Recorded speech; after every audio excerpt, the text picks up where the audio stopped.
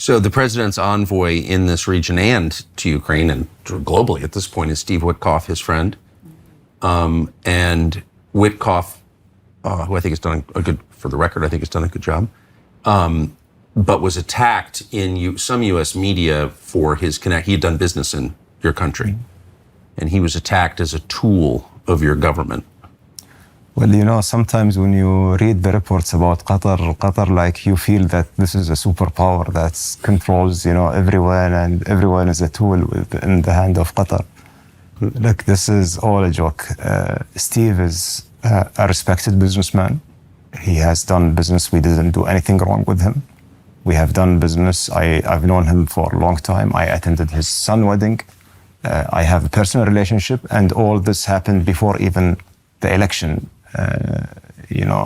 Before the election taking place. This was, I think, last February, just months before the election. And this friendship and relationship, it means that there's a trust between two people. And this trust will, of course, matters for, the working relationship that we have and partnership that US and Qatar has. And it benefited the deal at the end of the day. The man traveled all the way. He stayed here. He spent a few days in Doha. He participated with us in the negotiation. He pushed when it was required. He did a great job. We, as partners, we achieved the deal at the end of the day. The deal wouldn't be achieved without, with Qatar single-handedly or with the United States single-handedly. It needs all of us. All of us are one team and work together. Now, people are attacking him for his relation with Qatar and being a tool in Qatar. If you go back and trace back, those people who are not interested in having a deal, not interested in having, they put their political interests ahead of the interests of even the hostages themselves. How many families in Israel celebrated the return of their loved ones? I'm not going to talk about Gaza. Gaza, hundreds of thousands of people, they've been fed after a very long war. But just, if you look at this and look at the ones who attacked someone like Steve Witkoff, who achieved and succeeded in reaching this deal because of his relation with Qatar, is to make sure that the next time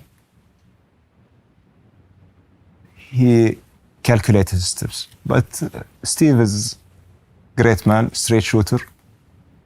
Doesn't matter for him as it doesn't matter for us. We are friends, yes. This is something I feel proud of. That I have many friends in the United States. And those friends might become, in certain positions, whether in this administration or in the future administration. Doesn't mean that, those friends will be like a tool in our hand or in Qatar hand. And basically, the people who are using this, they just, the problem that they cannot take it that a small country can get the results. They always have to think about an external factor that bringing them these results. And when they look at it as small country and with this amount of resources, the first thing that will come to their mind, they are bribing everyone. I'm a country like any other country. I'm operating like any other country. I protect my people's interest. I protect my region interest. I protect my friends. And that's what will always continue the same way. So Trump gets elected in November, inaugurated in January, and immediately there's a ceasefire, almost immediately, with Steve Witkoff, leading the negotiations with your help. But that's coming after years of bloodshed, utterly destabilizing this part of the world itself. Where was the Biden administration during all of that? Look, Tucker, what's really making me feel sad that the agreement that we have achieved on 15th of January this year is almost 95% the framework that's been agreed in December and the agreement that's been agreed in March 24. And it took all these months in order to, to put it in motion. With the previous administration, we were working very closely. The director of CIA is someone that I worked with, I respect a lot. And we did, a lot of work together. The partnership was honestly, an exemplary. But at the end of the day, I think it's the calculations of one party over the other. That, why would I do it now? Let me wait. And then President Trump, of course, they know there is no deal happening before the inauguration, as he announced. It might have consequences. And I believe that played a big role in this. But the fact is they couldn't get a deal done, and he did. I think this is, look, also the way that Steve has managed to represent President Trump was also a very effective way. One of the criticisms of your country is that you're too close to Iran. And I should say you're very physically close to Iran. Yeah, we are physically close. How close? Yeah. It's around 120 miles away. Right across the water. Yeah. It's just, you can have a boat ride in 90 minutes, you are there. So how would you describe your relationship with Iran? And why do you think you're being criticized for it? Look, it's, Iran has a lot of problems with the West. We understand that, we acknowledge that. They have problems with the region, with countries in the region, yes. At the end of the day, Iran is, our next door neighbor. And we have to maintain a good relation with all our neighbors. We have a lot of things in common when it comes to the gas field, the largest gas field in the world. It's partnership between us and Iran. It's two-thirds of it in the Qatari territory and one-third is in the Iranian territory. This is in the Gulf. This is undersea. Yeah, this is the one in the Gulf Sea. I have to coordinate on environmental issues, like, for example, the water contaminations. I have to coordinate on security issues like smuggling. I have to have this working relationship with Iran. But also when you think about it from a bigger perspective, it's for the interest of the region to have a better relation for everyone in the region with Iran. And you have seen that there is a huge progress in the relationship with Iran and between Iran and the GCC in the last few years. And basically, even the disagreement that we had in certain policies, for example, we worked against each other in Syria for 14 years. Against Iran? Against Iran, yeah. Right, which was backing Hezbollah, and you were opposed. And the same thing in Lebanon, and those differences are put aside when it comes to the bilateral. We made the bilateral as a relationship of necessity, that we need to have this engagement together all the time. Those disagreements, we talk about them, we try to understand each other's concern, and we try to find a common ground. And basically, that's what we expect from other countries to do when they are, around neighbors that some others has disagreements with. You need to engage. Now, this is criticized in the US that we are close to Iran in terms of what? In terms of policies that has controversies with the US? It's not true. Our policies has been very clear. Our policy is based on principles. Our policy has zero enemies. We have to have friends with everyone. We would like to see peace in our region. We would like to see a peace around the world.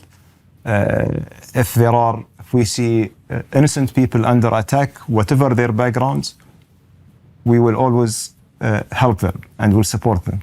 These are the things that our foreign policy standing for. So if they see me that, this is like putting me on a club on the other, they are watching me from thousands of miles away. They don't know what's happening in this region. They have no knowledge about it. This relationship, it's an important relationship, not for me, for the entire GCC and for the entire GCC stability. Look, Tucker, I think that there is a misunderstanding, or let's say maybe it's more about a legacy issue, that the US needs to take care of the whole world problem. This shouldn't be the case. Each region needs to address their own problems, needs to make sure that this region is stable. The US is the friend and the ally and the partner of all the GCC countries. So the US expects from us to come to them with vision, that this is the way we would like to see the region, and that's the way we are going to work on the region. And we would like to have also your support in that direction. That's, I believe, how the relationship should work between us and the US. Not, I'm waiting for the US, what's the problem between them and Iran, and then I based my dealing with Iran based on what the US want. The US is waiting to listen to me, what I need from Iran, because I am the friend of the US and Iran is my next door neighbor. And basically, I think this misunderstanding, or let's say the legacy issue, that's what's driving this whole narrative floating here and there. I think that, one day everything will be resolved diplomatically.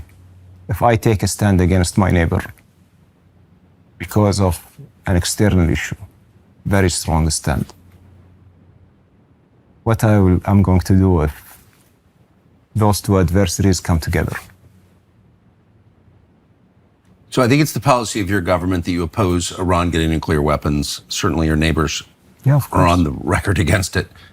How close do you think Iran is to getting a nuclear weapon, to building one? Well, look, actually, a nuclear weapon is bad for the region, for any country, whether it's Iran or any other country. But also, like when it comes to developing a nuclear program, there are concerns, of course, whenever any nuclear program is developed around your region. And those concerns can be not only military concerns, but also security and safety concerns. That, as I mentioned to you, if the water is contaminated, the nuclear facilities of Iran are on the other side of the coast. It's closer to Doha than Tehran itself.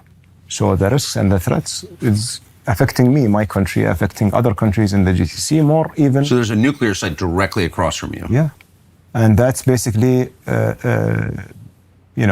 that's why it's putting the entire region in a lot of risk if there is no clear standards for managing those nuclear facilities, and those clear standards ensuring that this is a nuclear power plant that will be used for peaceful use. Now, who's right and who's wrong, this is not for me to judge. Yet, what we would like to see, a nuclear program that have complying with the international standard. We are speaking with the Iranians all the time that we need to work together. We need to work with the IAEA in order to ensure that those standards are followed. There are a lot of news and headlines. We see that Iran is close to a nuclear weapon. This is nothing we have ever heard, we have ever seen, or experienced. Even our engagement with the leaders there, even with the supreme leader, he said very clearly that he has issued a fatwa or a declaration that Iran will never go for a nuclear bomb. And basically, this has also its moral status within the country. So I hope that we can reach to a solution, a diplomatic solution where, there is prosperity for the region, sanctions are lifted, nuclear program is peaceful, and assurances for the entire region. And will be, I think, a booster for the region development and prosperity. So there's a great deal of pressure in Washington on the White House and on the Congress to participate in or sign off on an attack, an aerial bombardment of the Iran nuclear sites, however many there actually are, one of which, as you said, is directly across from you. So you think about this a lot. What would be the consequences if that happens? And that's not theoretical, as you know, that could happen soon. What would happen next?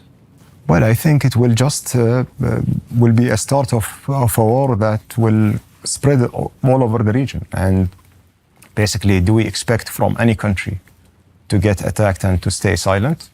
There will be a reaction. Those reactions and retaliations, where it's going to be? Are they going to reach thousands of miles away? They are going to be in the region. And basically, every country in the region are concerned from such a step because it will affect our security, number one. But also for a country like the US, it will affect their security as well. They have big stake in that region, whether it's in military bases, whether it's in energy facilities in that region, economic interest. Forget about everything, educational facilities. So all those, interests will be affected if something, God forbid, erupts in that region. Look, there is no way that Qatar would, support any kind of military step in that region. And we will not give up until we see a diplomatic solution between the US and Iran. This needs to reach to an agreement. May I ask, just going back a second, you've said that there's the Iranian nuclear facility directly across the water from you. Mm-hmm. If that were blown up and nuclear material wound up in the water, since it's right on the water, what would happen to the water? This will be basically entirely contaminated. We have run this exercise of risk in the country. A few years ago, before we built our reservoirs, we had the water that we use for our people is from desalination. And we don't have rivers, we don't have water reserves. And basically, the country would run out of water in 3 days. So the whole country? The whole country. Now, after the reservoirs, we increased that capacity and we keep increasing it. But this is not only applied for Qatar. This is applied for Qatar, this is applied for Kuwait, this is applied for UAE. It's all of us in that part. So if that nuclear site gets blown up and nuclear material winds up in the water, none of those countries have water? No water, no fish, no, nothing. It has no life. Oh, so that would be a history-changing environmental catastrophe. It is an environmental catastrophe. That's why I'm telling you that's the position of Qatar in the map and the region with Iran. A lot of people, they don't even understand it. I remember once I went to, visit the U.S. Congress, and I was meeting with one U.S. senator, and we were discussing about Iran. And he said, basically, you don't have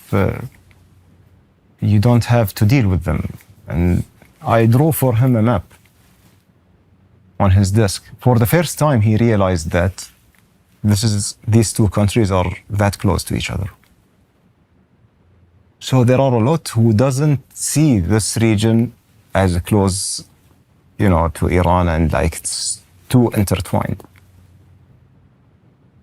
So they don't have maps in the Senate? No, they do have maps, but probably they don't know how to spot Qatar. We are very small. Do you think, to the extent you can say, I should say you're the prime minister, but you're also the foreign minister, so you This is what you do all day, every day. But to the extent you can say, do you think that the Iranian government is willing to de-escalate through negotiation, open up its nuclear sites to international inspection of some kind, reassure the world they're not 2 weeks away from getting a bomb, as we read practically every day on the internet, whether it's true or not? I mean, do you think that's achievable? Well, I think it is achievable. And actually, all the engagement that we had with Iranian officials, as I mentioned to you, we were just there a few days ago, actually, and engaging with the president, engaging with the supreme leader, with the foreign minister over there, in order to find a diplomatic solution. And basically, they are willing to engage. They are willing to get to a level that create comforts for everybody. And most importantly, they are focused on mending their relationship with the region. And that's something in itself. It can create a lot of progress in every front with Iran. So I believe there is an opportunity. Now, we come back to the question, the chicken and the egg, which come first. I believe we should forget about these questions and, get the parties together, start to understand each other's concerns. And basically, if everything is complying with the international standards, I don't see any reason why we don't have a deal. Sleep is essential. All mammals do it, but only people have trouble doing it. At night, you want to get into bed, feel great, and pass out. But how do you do that without drugs? Well, Cozy Earth is one way. Cozy Earth makes an amazing bamboo sheet set that sounds weird, but is awesome, next level soft. They're temperature regulating, and they let you stay cool and comfortable all night long, and it really helps your sleep. Cozy Earth makes them. They also make bath sheets, the perfect addition to your shower routine. Huge, super absorbent, stunningly soft. You'll never want to go back once you go the full, enormous, soft bath towel route. Cozy Earth is all about turning your house into a sanctuary where you can unwind, recharge, sleep. They make it risk-free with a 100-night sleep trial and a 10-year warranty. Really? Yep. 100 nights, 10 years. Go to cozyearth.com/Tucker. Use the code Tucker for up to 40% off. That would include sheets, towels, pajamas, and more. cozyearth.com/Tucker. And you get a post-purchase survey. I'll probably send it to you. Tell them you heard about it here. That's good for everybody. We hope you enjoy it. There's talk in the United States of increasing sanctions on Iran. I didn't know that was possible, but Iran has been under some form of sanctions for almost 50 years. 46 years, I think. Have they achieved their intended goal? And bigger picture, have you ever seen sanctions against anybody achieve their intended goal? Look, this issue is very controversial. First, as a principle for my country, for the state of Qatar, we see unilateral sanctions are ineffective. And it's punishing the people, not punishing a country or a regime. That's number one. They still have the revolutionary government from 1979 in power, Yes. right? Yeah. I mean, if it would lead to a result, we wouldn't be in that situation until now. Fidel Castro died in Havana. Yeah. After 50 years of U.S. sanctions. Yeah. So just, going back, sanctions, what does it create? Pressures the people, starves them, it creates black markets, it creates a whole illegal system. If the sanctions are coming out of the U.S., it actually prevents all the U.S. interests or companies to have business and lose the opportunities for other countries. So I don't see a world where the sanctions work. Honestly, for us, as I told you, it's a core principle in our foreign policy. We refuse. We don't support sanctions at all. And sanctioning countries, I'm talking about.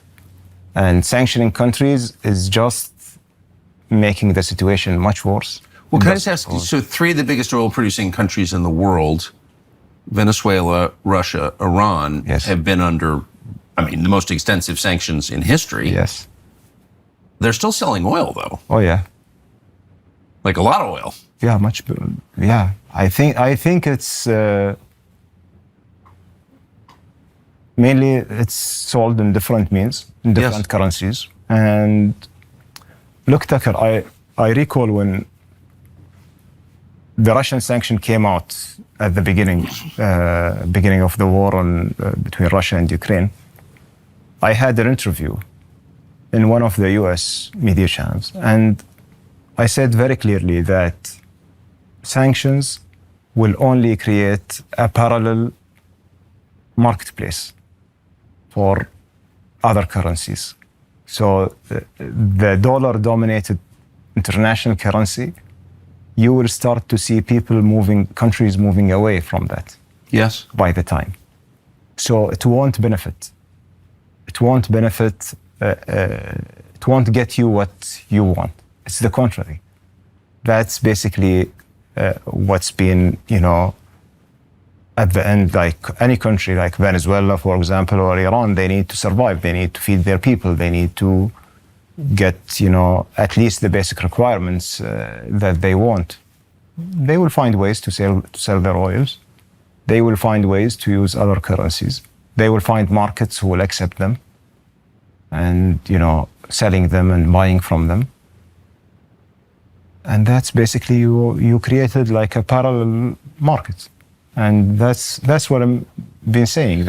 So you cut out U.S. countries, you weaken the U.S. dollar, you make the country more repressive, inevitably, but you don't dislodge the leadership, whether it's Putin, Chavez Maduro, the Ayatollahs in Iran, Fidel Castro, and you don't prevent them from selling their oil in international markets. So why exactly would you levy sanctions? Honestly, look, from at least, my humble experience looking at all those sanctioned countries, in the last, let's say, I always like to talk about my tenure in diplomacy, which is 10 years. In the last 10 years, I've seen a lot of sanctions floating around on a lot of countries.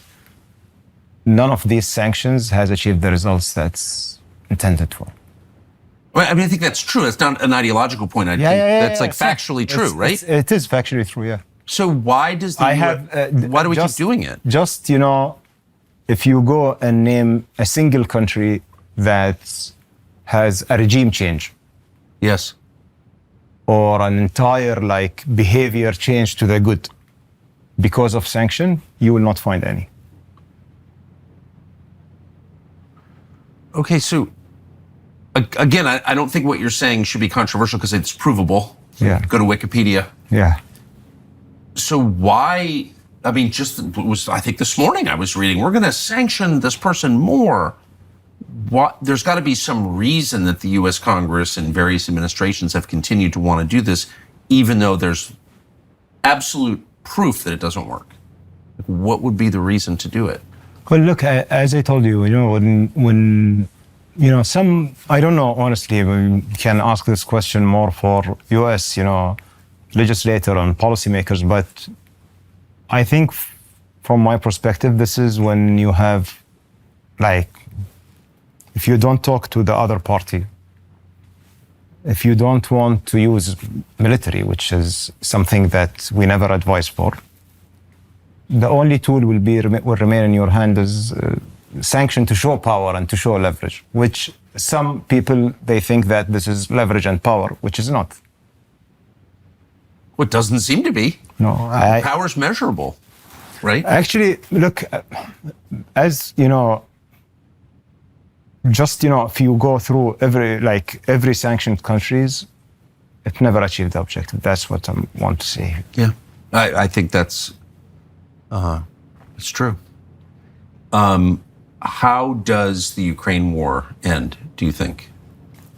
Well, look, there is a lesson that history taught us, that there is no war started with one of the parties wants the war. Always two parties, they don't want the war, and they end up in a war. And there is no war ended without a negotiation around the negotiation table to find a peaceful solution. Despite how long it took. So this war will end at the end of the day around the negotiations. Now, if you look at the recent efforts that President Trump is doing and together with the Kingdom of Saudi. I believe this is the right direction, the right path forward. Because, we were like, when the war started, as a state of Qatar, we always express our willingness to help, to support, if there is any chance for mediation. We looked at it, it's something far away, it's in Europe. Yet, we have some experience in mediation, which is a track record that we have built throughout the year. And we saw that this conflict is too complicated. We tried to break it down to smaller mediation efforts, and we were working on the children file, for example, Russian and Ukrainian children, bringing them back to their families. We were working on the energy file, but unfortunately it didn't work out. In order to build a foundation for, someone like President Trump to come and to broker a peace deal.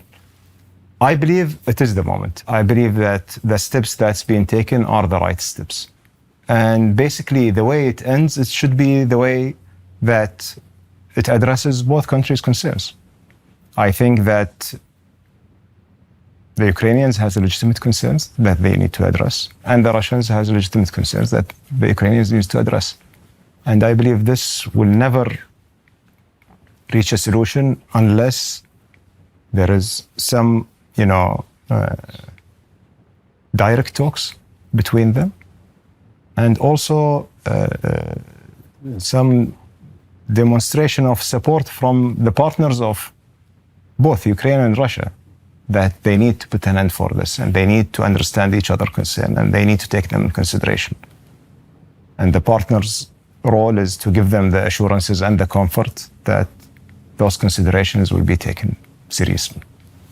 I hate to say it, but I think Russia's partners are probably willing to express support for a settlement. I don't know if Ukraine's are, and that would be Europe, Great Britain, and Western Europe. And I mean, you just saw the Prime Minister of Britain say the other day, we're going to send British troops to Ukraine. Well, it's, at the end of the day, as I told you, it's an issue between Russia and Ukraine, and they need to address it themselves. They need to get the assurances that, both countries need. I think that even within the EU, not everyone is sharing the same opinion, I believe. But at the end of the day, they will come down to a conclusion that this issue needs to be settled peacefully, and this issue needs to take in consideration everyone's concern. You participated in a successful ceasefire between Israel and Gaza.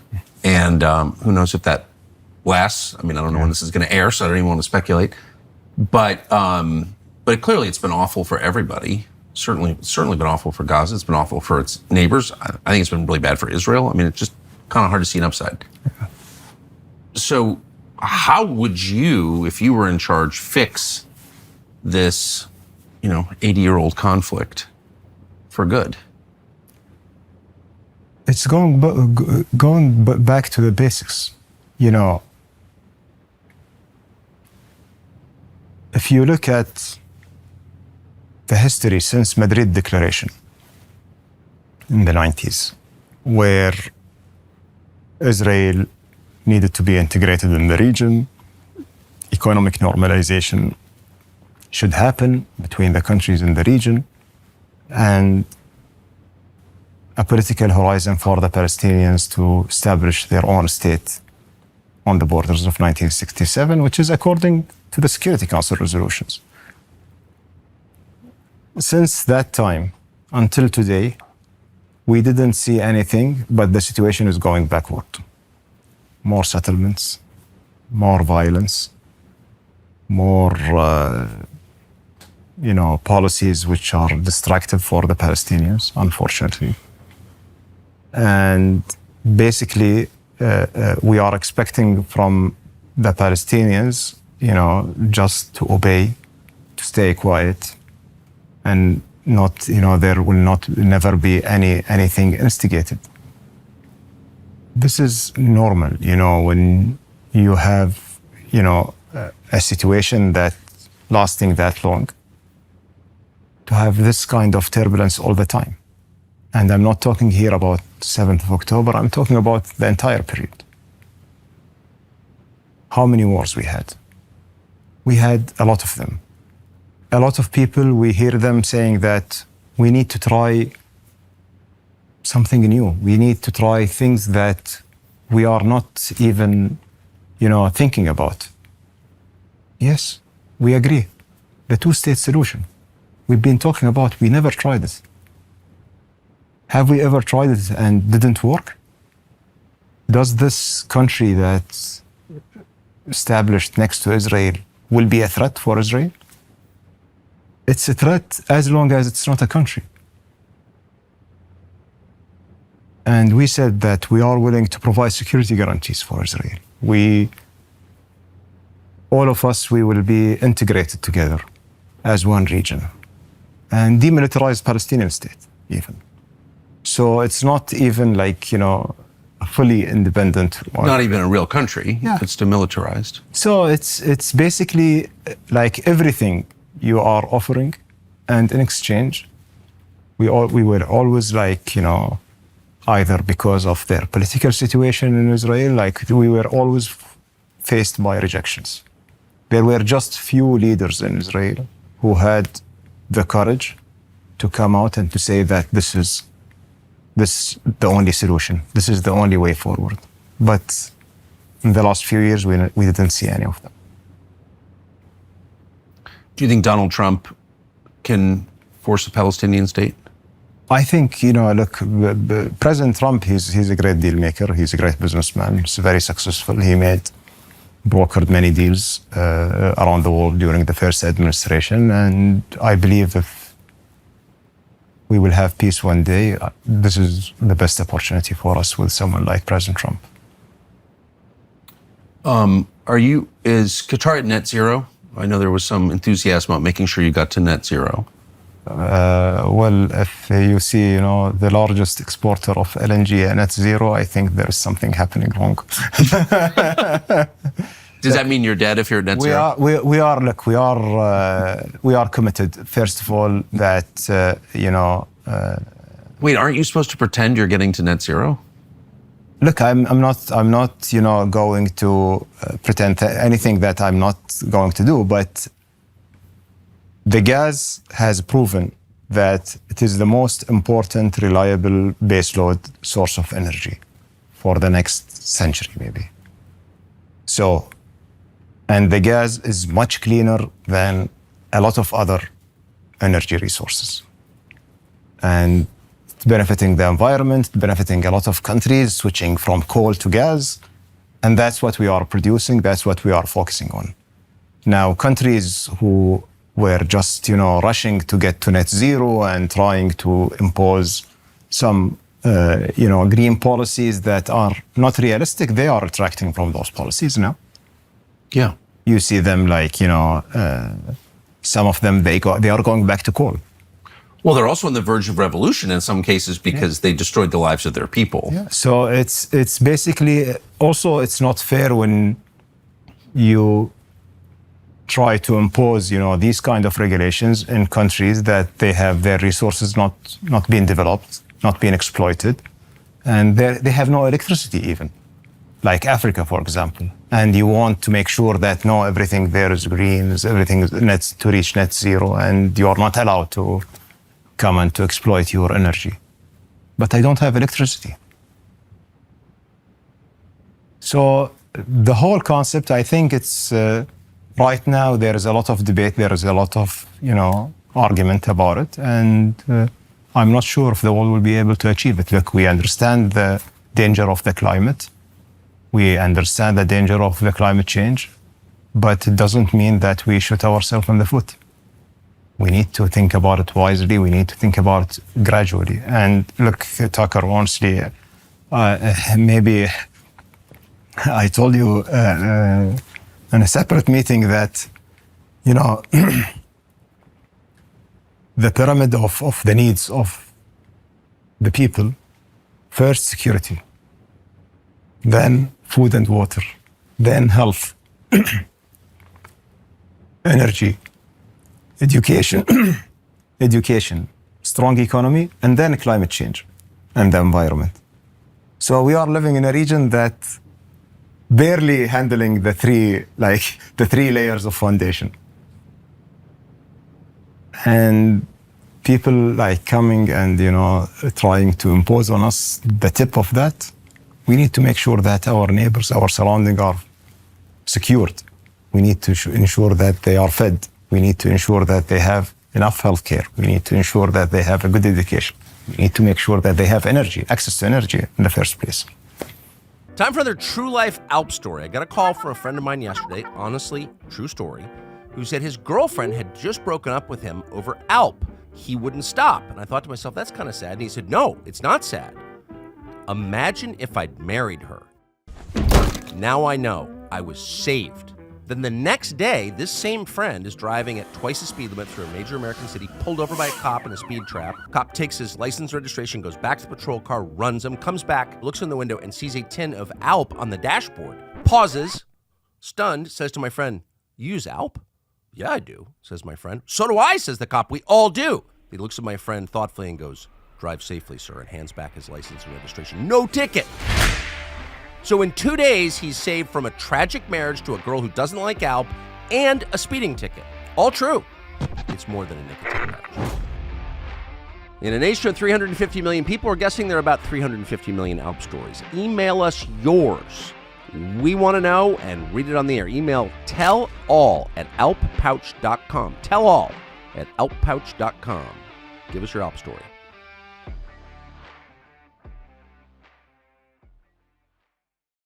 It does seem like things have changed just in the past 6 months, partly because of the electricity needs of AI, of EVs, all the stuff baked in the cake, the clear limits of renewables, like they can't actually run a modern society. That's all obvious now. And so a lot of investment funds and politicians have sort of pulled back from the net zero theology. But what's amazing to me is that it seems like some of them really believed it. I mean, in the case of Qatar, you were opening up a new gas field, and I think some, like even energy people, laughed at you and said that there's kind of no future for gas. Yeah. Well, look. Why did they say that? This actually happened to us twice. Once, when we started the gas exploitation, it wasn't yet the future of the energy. At that time, this was back in the early 90s. And we took the risk. Qatar was in a totally different economic situation at that time.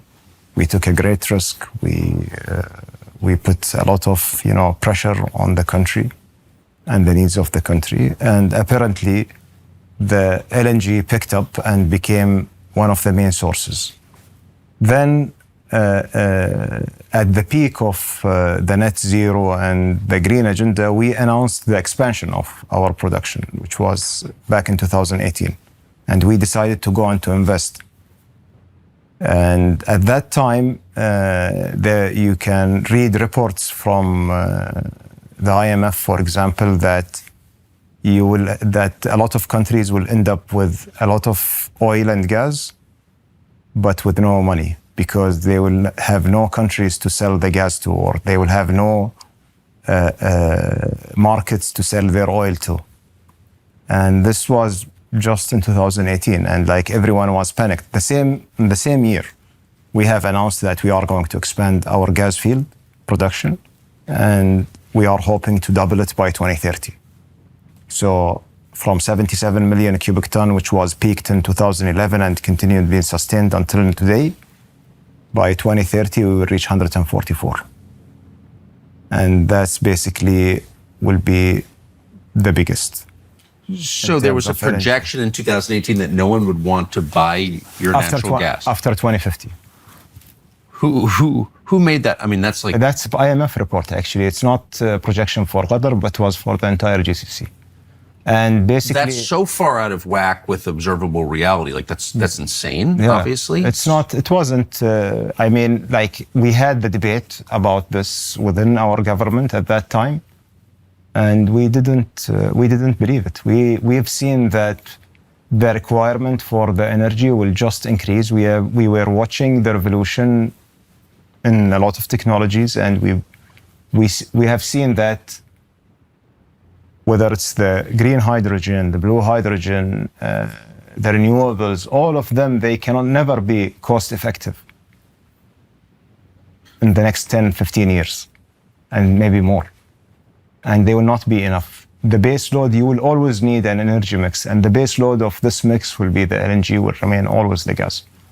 So that was obvious to just interested non-experts like me, or just people who read about it like on the side.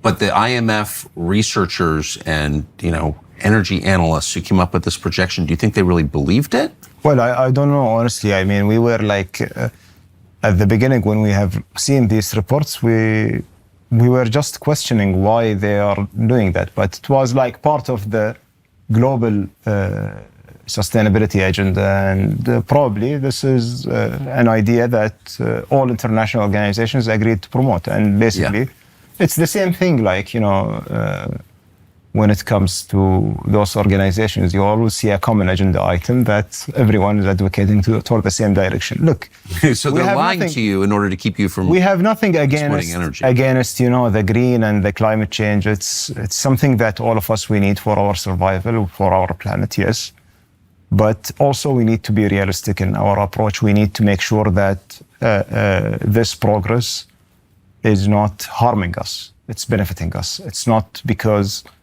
we want to make sure that the planet lasts forever, that our people doesn't last forever. I mean, it's basically, it's really a miscalculation. Now, another example I want to give you, like, for example, in our partnership with the US in the gas area, we have, during, the time before, like the fracking and shale gas in the US, we were supplying the US with LNG at a certain point of time, and we built this, what's so-called the Golden Pass in Texas, in order to be a receiving terminal for the gas. During President Trump time in the first administration, we signed during his administration to make it as a sending terminal. So all the gas, the US gas, will be exported through that terminal, which is a partnership between Qatar Energy and ExxonMobil. So to explain, you take natural gas out of the ground. It's often found with oil, but then you have to basically freeze it and make it, to convert it to a liquid state in order to ship it across the ocean. Yes. So LNG is liquefied natural gas. That's what you're talking about. Liquefied natural gas, yes. And then you have also, beside that, during the same meeting when during the previous administration with President Trump, the first one, we have signed the single largest petrochemical plant in the world.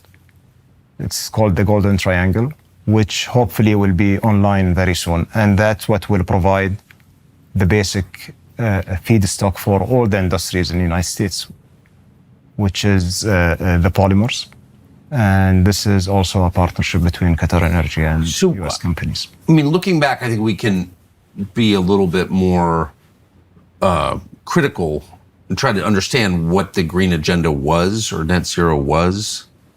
But no one ever explained, without natural gas, how are you going to get fertilizer and plastic? Did anyone ever explain that to you? No, they have no answers. Even people with who are adopting the green agenda, when they are talking about electricity, for example, generating electricity from green energy, green resources, those electricity will need batteries. Batteries will need lithiums for the AVs. Yeah. This lithium, when you mine those lithium, what is the effect on the environment? Oh, I know. And if you calculate it, it's much worse for the planet and for the land than the oil and the gas combined, and maybe from the coal as well.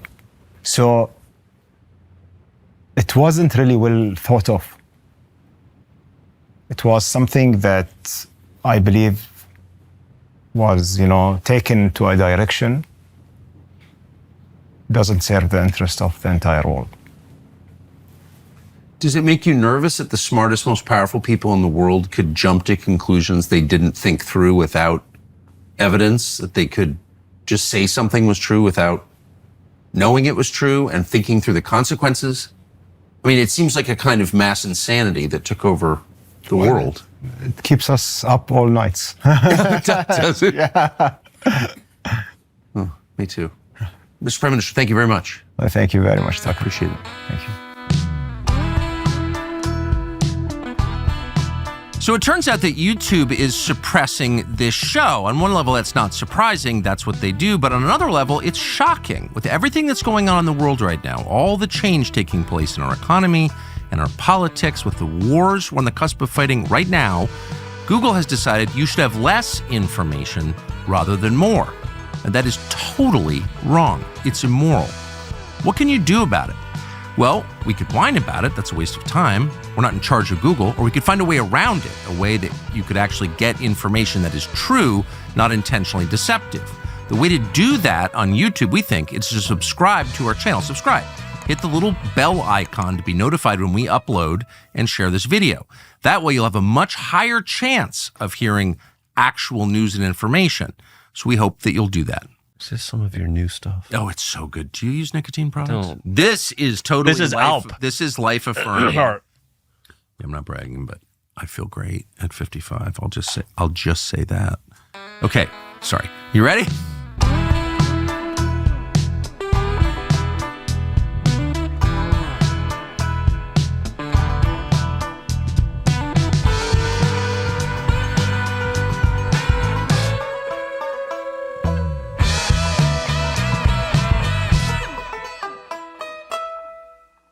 Okay, so there are so many unfolding stories swirling around that give the attentive person anxiety. Anyone who's paying very close attention to what's happening in the world right now is anxious about it. I will say that.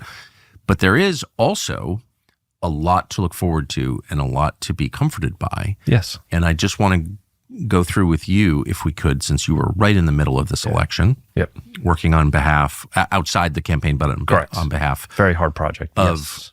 reform and on behalf of the country, really. You know the answers to this question. What are the things that you're looking forward to over the next 4 years? Well, first of all, stop to the madness. I mean, there was no way we were going to last another 4 years with the insanity that was going on. So we can put a stop to that, at least for the moment. I think one of the most exciting things to me is... But can we just pause for 1 second? I think that's not an overstatement. It's not. I mean, if that's all... I'm going to be disappointed if that's all we get. But if that's all we get, that's a serious step in the right direction. So just name 3 trends that are... Well, I guess Biden's still president, that have been in progress the last 4 years that we could not sustain for another 4 years. Well, I start with immigration. Yeah. I mean, this is insane. I mean, we're seeing what we've seen over the last 4 years, not only the wide open borders, we don't even really know who's come in. No. We know there's tens of millions of illegals that have come in, millions of getaways. I still don't understand why we haven't had a deeper conversation about the tens of thousands of Chinese national males that have come in over the southern border. Like, what the hell is going on with that? Whoever else has come in. At the same time, conversation about the fact that for 4 years they've been importing new voters. I would hope that every Republican, regardless of where they are on the spectrum, because again, we know that not all Republicans are created equal, that even the Chamber of Commerce Republicans understand over the next 4 years, for their own self-preservation, they should be wholeheartedly behind Donald Trump's deportation efforts. We start with the hard criminals. We start with those illegals that have criminal records, and we keep right on going and deporting all of the new Democratic voters that they've imported over the last 4 years for the sake of self-preservation. If you want to have a two-party system instead of a single-party state, the immigration has to be fixed. And I would argue to the point of, if we do not have, if Donald Trump does not unleash Tom Homan and Stephen Miller to go all the way to actually deport everybody that is needed to be deported, to fix the southern border, it calls into question who we are as a country. Yep. I mean, this to me is one of the things that, again, if you don't have a border, you don't have sovereignty, you don't have citizens. What does it actually mean to be a country? What does it mean to be a citizen? What does it mean to be America? What does it mean to be an American citizen? What does it mean to have a constitution? We're very unique people. We have a very unique way of life. And with everything that has been taking place in regards to immigration, if it was to have continued for another 4 years, again, I think all bets are off on who we are as a people, who we are as a country moving forward. We're done. So immigration, first thing. Foreign policy, I mean, that to me, what are we even doing on a whole host of fronts in regards to Ukraine? That whole mess is still going, where we're still apparently sending billions of dollars over to Ukraine before they, shut the lights out on the Biden White House.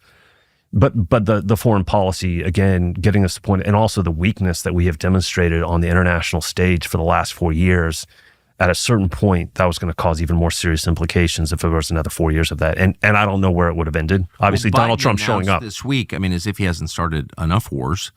I mean, they started all kinds of wars that people aren't, I mean, we're in battle with the Houthis right now. Right. Really? But Biden just announced that in the final couple weeks of his administration, he's going to start a war with Iran. With Lindsey Graham's full support. This to me is at some point, I hope that we can restructure the Republican Party in the primaries of 2026. That's another topic that would love to discuss with you. But yeah, at some point, Donald Trump won on an America First message. Right. It'd be really nice if the rest of the Republicans fell in line with that and understanding that the people voted for change, and the change is what they want with America First. And that includes Donald Trump's approach on foreign policy. That does not include more shooting wars with Iran and others across the globe. At the same time, there is a certain approach that I think Donald Trump brings to foreign policy that brought us peace. Yeah. I mean, 4 years of no new wars, peace. He has the ability to do that, and it does not involve starting new wars or foreign intervention. So I would say that's one of the other topics. One of the other issues that I think has been a blessing for us with Trump winning, the economy. I mean, can you imagine if we had another 4 years of this economy, where we'd be? When they tell us, they gaslight us and tell us the economy's fine, inflation, all these things are figments of your imagination, everybody's doing just fine. And you look at, that's what I do with American Majority. I work with the grassroots. I'm out there with everyday people. It is not fine. And I couldn't imagine another 4 years of them being devastated economically, where we would be. So those three things: immigration, foreign policy, economy, inflation. I know personally, someone I'm close to the other day just told me, it was a middle-class person, solid, probably makes higher than middle. I mean, I don't know, probably makes $160 a year if I had to guess. Yeah. Which used to be considered pretty solid. Pretty darn good salary. I was shocked when I made $100,000 a year. Yeah. When I was in my 30s. But anyway, right. I worried about food prices. Yes. No, I know. It's Wow. kind of shocking when you realize that people that are making what would be considered, used to be considered pretty good salary, Kind of rich, yeah. Yeah, we're feeling a little pinched here. Yeah. Okay. So sorry, I just wanted to, because I think it's just a win, stopping the destruction or slowing it down is itself a win, as you noted. Exactly. So, okay. But then the next step becomes, Donald Trump to me, listen, nobody's perfect. Right? We all have many imperfections, and nobody's a perfect person. But I think Donald Trump's a man for the hour. He has shown and demonstrated political courage. I cannot even begin to imagine the last 4 years of the lawfare that has been put on him, used against him, the incredible pressure to try and destroy him. And I've told people this, and I'll say it here. Donald Trump knew what he was going up against. He didn't run away from it. He ran at it. That to me is one of the most amazing parts of this story. In some ways, I think back to the story of David and Goliath, and this is one of my favorite stories out of Scripture. If you go back and look at it, David didn't run away. He didn't kind of slowly approach Goliath. He ran at him. And that kind of to me is Donald Trump knows exactly what he's up against. He's up against very powerful forces. I mean, as much as we despise the administrative state and the deep state and the corporate propagandists and all these things, these are very powerful forces, and they can do a lot of damage to your life. He didn't have to do this. He could have been enjoying a very good life somewhere else in the world, playing golf for the rest of his life every day in a lovely spot in the world. He ran at them, and he took incredible pressure, incredible body blows, kept running at them, and in many ways triumphed over these people that were trying to destroy him. And now he is back in a position of power to be able to implement, I think, a vision for this country that will begin a restoration. I don't consider myself a conservative necessarily. Because what are we actually conserving? This to me is one of my great frustrations with the conservative movement writ large.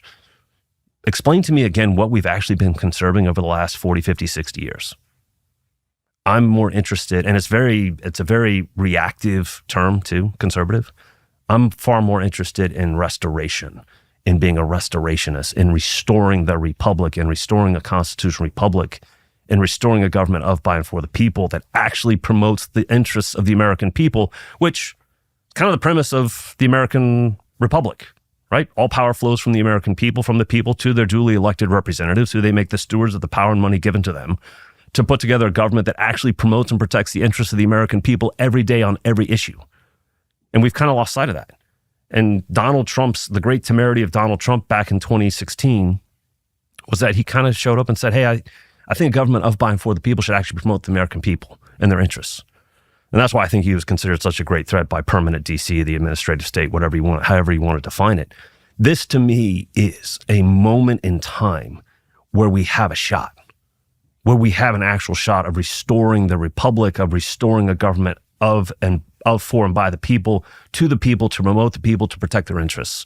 That to me is one of the most interesting things over the next 4 years, but it's going to require someone like Donald Trump with his political courage, instilling into others political courage to actually do the right things. I'm a little nervous about Mike Johnson as speaker. I have my doubts about John Thune.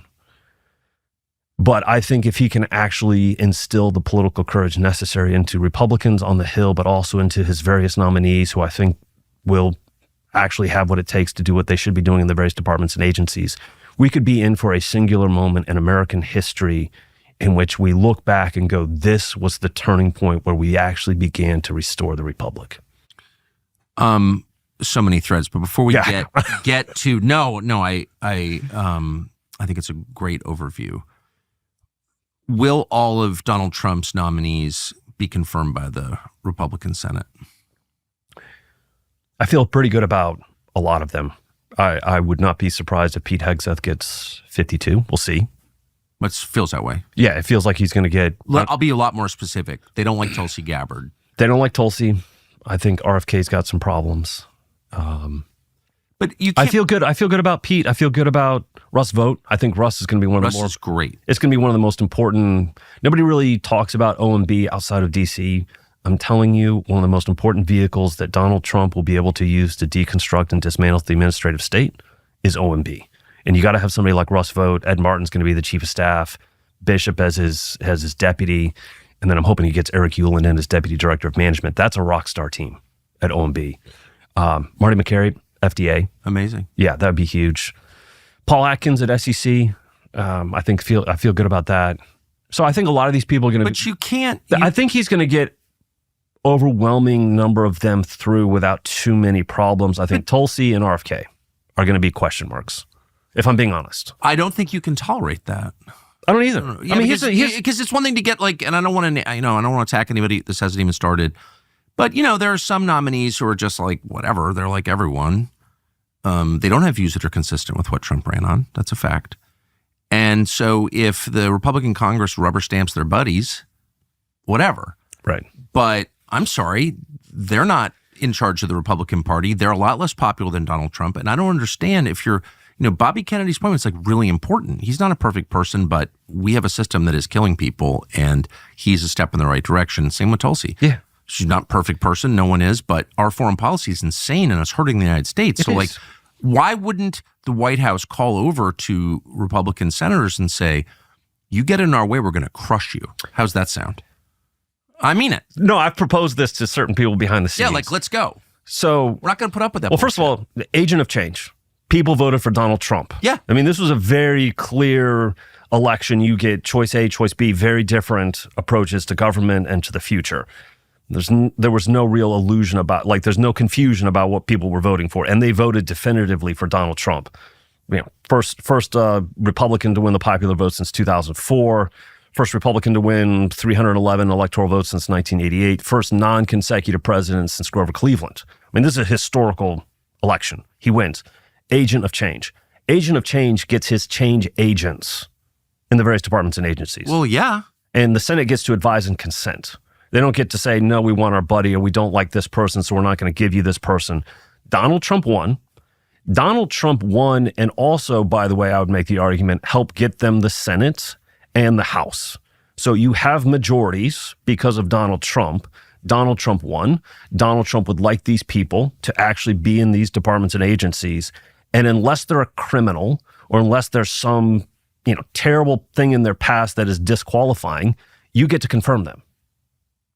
End of story. Well, let's be honest. Tulsi Gabbard and Bobby Kennedy are opposed by lobbyists. That's who opposes them. Right. Bobby Kennedy is opposed by pharma and ag lobbyists. Tulsi Gabbard is opposed by lobbyists acting on behalf of foreign countries. That's a fact. Yeah. So there is no reason that lobbyists should take precedent over the population of the United States. And so why wouldn't you say to a couple, I can think of a couple. Yeah, but then you're acting, but DC, you've been in DC, I've been around 25 years. But where's the cleansing sort of justice where you call up certain senators, I'm not going to name names, and say, not only will we primary you and make certain you lose your Senate seat, we'll make certain you don't get a job after you leave the Senate. And then we're going to unleash some of the toughest people in the Republican Party to take a really close look at you. So I've proposed we're going to do to you what you plan to do to our nominees. How's that sound? I have proposed to some people behind the scenes that Donald Trump should have a very honest conversation with some of these senators. Yeah. You have friends and family and associates that would like to be involved in this administration. Some of you have primaries in 2026. Let me be very clear here. If you oppose or vote against any of my nominees, I will find primary opponents for you in 26. Also, none of your family or friends or associates will ever find a job inside of this administration. Ever. I will become one of your worst enemies. But period. also, if you're going to attack if you're going to sit back and allow people to call Bobby Kennedy a nutcase and Tulsi Gabbard an agent of a foreign power, really? I mean, I'm thinking of one senator in particular from the Northeast. Whatever. Without even getting in, these are people who are vulnerable. Yes. Really, we're going to look into Bobby Kennedy's behavior. Well, how about we look into yours? I think they're let's using. not play. I'm sick of this. I know. I think they're trying the carrot approach right now, and Well, we need the flaming sword of justice at a certain point. I'm usually the stick approach first. Yeah. So I'd really like the big stick to come out. Let's see how these hearings begin in really just a couple days, how they start to play out. But I think there needs to be a conversation behind the scenes of, we'd love for you to do the right thing. And if you don't, there are going to be serious consequences. Imagine because most of these elected officials, this is the one thing that I've noticed about DC, having been there for way too long. They are experts in self-preservation. Yeah. They want to come back. Care about. Right. They want to come back in 2 years as a member of the House. They want to come back in 6 years as a member of the Senate. Let's have a little chit chat about what your political future looks like if you don't want to actually give me my nominees. Well, especially on the basis of no good reason, on the basis of like the most corrupt motives, pressure from lobbyists to oppose. And I just want to be clear. It's Bobby Kennedy and Tulsi Gabbard we're talking about. I think you're absolutely right. And they're going to impugn their characters. This is how DC has operated for way too long. Tulsi Gabbard has never had a sip of alcohol in her life. They're going to call her a bad person? Really? The corporation, the corporate lobbyists, and all of these various interests have way too much say in how a senator actually or congressman actually operates instead of the people that actually voted them into office. And you and I both know this because the lobbyists are in there every day, pressuring, making sure there's a lot of money coming in for the reelection campaign so they can get reelected, the idea of self-preservation. It's a pretty, there's a whole host of things wrong with our system today, but this is one of them. What the bell that rings that they respond to is not the right bell. It's been over a decade since Edward Snowden, who is a hero, exposed the U.S. government for spying on its citizens. He didn't commit the crime they did, but he, of course, was punished. Now, you would think that the information that he brought to the public would cause permanent Washington to pause, reflect, apologize for violating the Constitution to the United States, the privacy and the rights of American citizens. But that's not what happened. No, Ed Snowden is still in exile. And in fact, just this year, the House of Representatives extended the rights of government agencies to spy on you. This is happening in public. It's infuriating to watch. American citizens have lost, as of today, the battle with their government to have privacy and freedom. You're being watched. So what can you do? Congress is not going to help you. Well, you can actually do something. You can use ExpressVPN. ExpressVPN returns privacy to your life. It's an app that reroutes 100% of what you do online through encrypted channels. That means nobody can see what you do online. So if you want to protect yourself from corporate and government spying, and we do, go to expressvpn.com/Tucker. And if you do that, you get an extra 3 free months of privacy. That's expressvpn.com/Tucker. And you get an extra 3 months free. It's worth it. Privacy always is. So J.D. Vance said something I thought so, I'd never have forgotten it during the election. And he said, the Republican Party needs to be like a legit opposition party and needs to oppose the other side. Like, we need two parties, okay? We need to be in balance. And one of the things that the other side does, and this is the key to Pelosi, Pelosi's like kind of an idiot, but she's really tough. Yes. Like, actually tough. And she sit people down and just have, Right. daughter of a mafia mayor, like she knows how to do this, from Baltimore. Right. And just like, let's be clear about what's going to happen if you do that. And I don't know a single person in the Republican Party who will do that. This is what concerns me a little bit about the current Republican leadership in both the House and the Senate.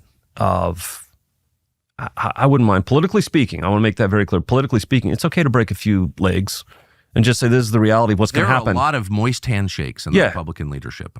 So this is a bigger frustration with the Republican Party.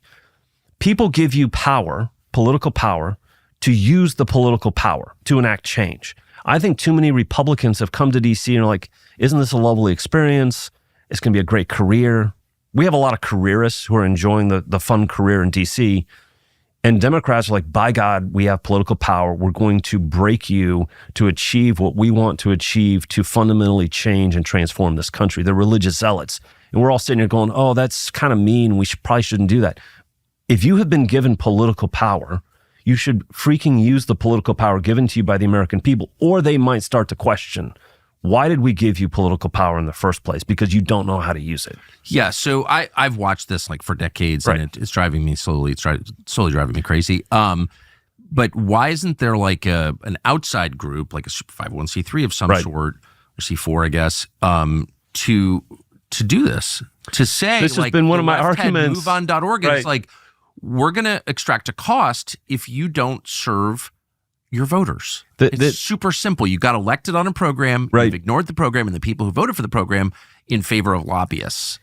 And you can't do that anymore. We're going to hurt you. You know the RNC is never going to be that. Even though you would like the RNC is RNC. gone. It doesn't even exist Right. anymore. It's you and Charlie Kirk or have replaced it. So I get it. We need a significant, and it's not minor, it's not tens of millions, right? You're talking with hundreds of millions every election cycle to have a proper enforcement mechanism of, you said you were going to do this, this is what the people voted for. If you do not toe the line on this, we will find a competent, credible primary candidate for you, and he or she will be well funded, and we will crush you. That doesn't exist right now. Well, and it's not just that. I mean, I look at people, including some in leadership, who clearly have had a hard conversation with someone who's like, we've got your online porn records, or we know who your boyfriend is, or, you got wasted on a Codel to Croatia and acted like a pig, and we know that. I mean, clearly these are people who are being blackmailed. Like, I can think of one in particular who's clearly being blackmailed. And I'm against blackmail, but I'm also in favor of serving your constituents, of restoring democracy to the United States. People vote for something, they should get it. And they're not getting it, and they never get it. And I'm just... The Republic is in the balance. Yes. And I would make the argument, one of the arguments I make in American Leviathan is we're not really a constitutional republic anymore. You think? We got a shot at restoring it. The Republic is at stake. Freedom is at stake. Liberty is at stake. The future of your kids, your grandkids, future generations is at stake. We are in a cold political war. We have been in a cold political war for decades with the un-American left. At some point, are you going to figure out the reality of what time it is, Republicans in D.C., before it's too late? And if you understand where we're at in our nation's history and the singular moment that we have and what is at stake, I would hope they would find it somewhere within themselves to go to the mats and to fight with everything they have for their future, for their children's future, for their grandchildren's future, and understand it might make you feel a little queasy in the moment, like this is really hardcore, we're using some pretty brutal tactics. Freedom, future of the country, there are a lot of things at stake. And not only for this country, for the world. I mean, think about who we are for the rest of the world. The United States. We are a beacon of hope. We are really the world's last great hope. We are, if we fall, there's nobody coming for us. That's for sure. Like there's absolutely no one that will come and save America if We it are the falls. hope of the world. We're the hope of the world. Even as we decline, we're even more important, I think, as the last free place. We have to think of the stakes not only for our country, but for the world as well. I agree. Dear God, find a backbone and understand if it's street style brawling tactics that are necessary to win, I think it's justified in doing that because, for God's sake, they just tried to abuse our entire legal system and justice system to take out Donald Trump, quite frankly, others as well. Honestly, if they had won, I think they would have gone after some of us that are not in D.C. but are considered somewhat prominent in the conservative movement. No, I told people, I told my staff, and I told others that I was working with this last year in pretty significant project. There is a sense of urgency coming from me specifically, and there should be urgency from other leaders of organizations because if they win again, the next people that are going to show trial and lawfare are us. So we better freaking win. And if we don't win, we've got problems. I don't think that's crazy at all. No, I don't. And I think we actually have to have that conversation about where these people on the left are. They're deeply un-American. They are antithetical to freedom. They're antithetical to liberty. If they had the political power to do whatever they wanted to us, I think they would. I don't think I'm overstating that at all. And so people have asked, how do you think we get back to normal with this un-American left in this country? And my argument to them has been, we beat them into political submission and send them into the political wilderness for generations. That's the only way you get back to normal. But you have to frame you have to build the entire conservative movement around political power with the right people, achieving political power, maintaining political power, and keeping it for long enough that you can actually achieve all the reform while putting them into the political wilderness. And I don't think we're actually organized or structured that way at all right now. I do think a lot of meaningful reform will come from outside the party. Yeah. As it has on the left.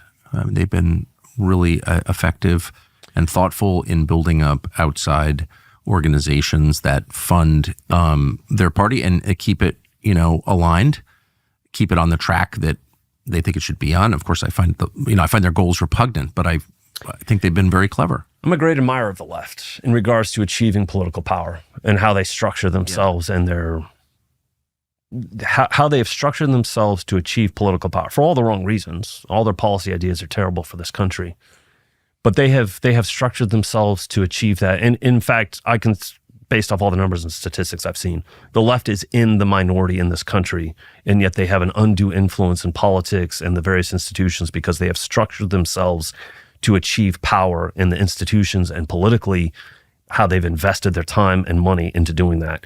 We, on the other hand, I know some people love a good white paper and like some of the things that the think tanks do. We are not structured correctly to achieve and maintain political power. And I think that's one of the things that I hope that I can achieve over the next 4, 5, 6, 7, 8 years, however long it takes, for people to understand if we do the right things in the field, in the various states, we can achieve and maintain political power for years to come.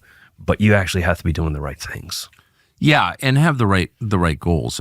Power is never an end in itself. It's it's harnessed in service of fighting corruption and improving the lives of the people who live here and restoring a representative democracy. So, with the caveat that in the end, all politics is disappointing because the point of life is not power or politics. It's it's God, in my opinion. It is. But you're always going to be disappointed. The closer you get to the political process, the more horrified you're going to be. That you grew up around it. Yeah. I should say, your father was... Yeah, he was in the House for 10 years. Yeah, famous congressman. So you know the system better than anybody. And I think people who don't know it, once they get a glimpse of it, they're like, oh, that's repulsive. I want to go back home. So it's just inherently disappointing. It's where ignorance is bliss comes in handy. Yeah, right. It's true. But it doesn't mean that one outcome is not better than the other. One outcome is better than the other. Yes. So with that in mind, now that we've lowered the bar a little bit, let's just start. What are you excited about? What can this administration achieve in the next couple of years?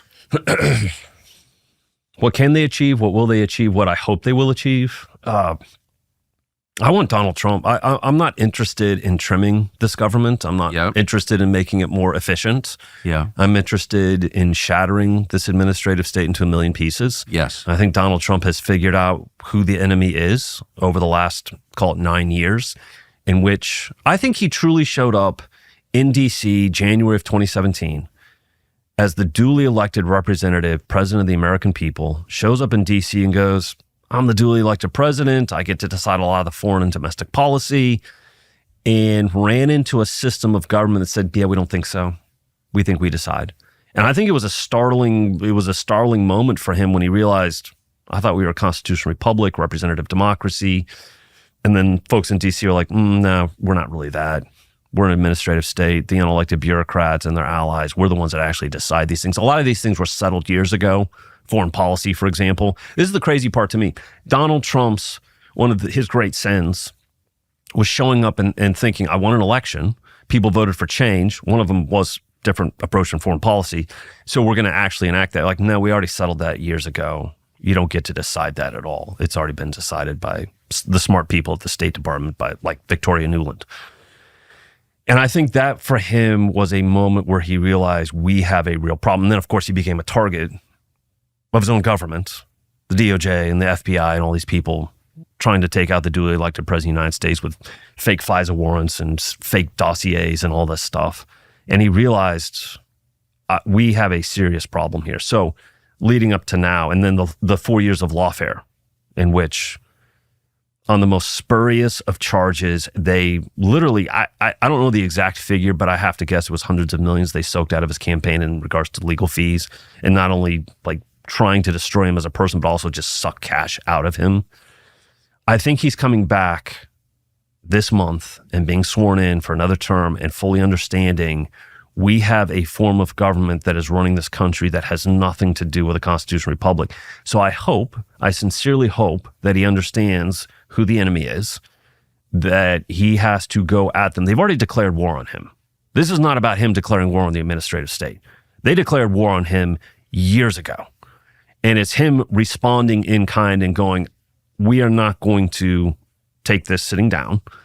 And I hope on day one, I've got a few thoughts on this. I'm glad you asked. That he would go out and fire hundreds of thousands of federal employees day one, GS-12s, GS-13s, just pick out random names, fire them. Federal employee unions are going to sue back, stays. They're going to go back and forth through the courts to get to the Supreme Court. Probably 18 months, 2 years, to ask a fundamental question. Does the head of the executive branch, the duly elected president of the United States, the Article 2 branch head, get to hire and fire whoever he wants to inside of this branch? Is the question, is it yes or no? And I would hope this Supreme Court says yes. And at that point, Donald Trump becomes the demolition man for the administrative state, because that's where most of the administrative state resides, is inside the Article 2 branch, the executive branch of our government. Donald Trump goes for broke and he starts firing people. My hope is that he's also told some of these new nominees that are going to be secretaries, you're going to go in and on day one announce, I'm Linda McMahon. I'm the new Secretary of Education. I'm going to be the last Secretary of Education because by the time I'm done here, we are going to shut down this department. And then on top of that, we're going to not only shut down this building, we're going to implode it, we're going to raze it to the ground, and we're going to build freedom parks over this. I mean, that is the approach that has to be taken by Trump day one of going right at the administrative state. I'm not interested in making it more efficient. I'm not interested in cutting regulations. I'm not interested in cutting spending. Those are all an effect. The cause is the state. You have to shatter it into a million pieces. So that's my biggest hope. And I think he actually has the moral and political courage to actually do that. My hope and prayer, quite frankly, is that all of his various nominees have the exact same political and moral courage to do the same thing, because that is the issue. I'm telling you, Tucker, every issue that we are experiencing today in this country, in DC specifically, but in some ways in other aspects of the country, comes from a deeply unconstitutional administrative state that I think has nothing to do with advancing or promoting the interests of the American people. That's the fight. That is the issue. That is the thing. It's a big ask of it is. A cabinet secretary, because in cutting your staff, you cut your power. Yeah. That's my concern. Yeah. Capture. Right. No, my concern is that these secretaries, these new nominees who are going to be confirmed as secretaries, are going to walk in and go, oh my gosh, I'm secretary of this department. Isn't this wonderful? And then how can I be as effective as possible as the new secretary of this various department and all the power that I have to actually enact change? No. The whole point is for you to make this thing go away, to make it end, to make it cease to exist. I have questions about some of them.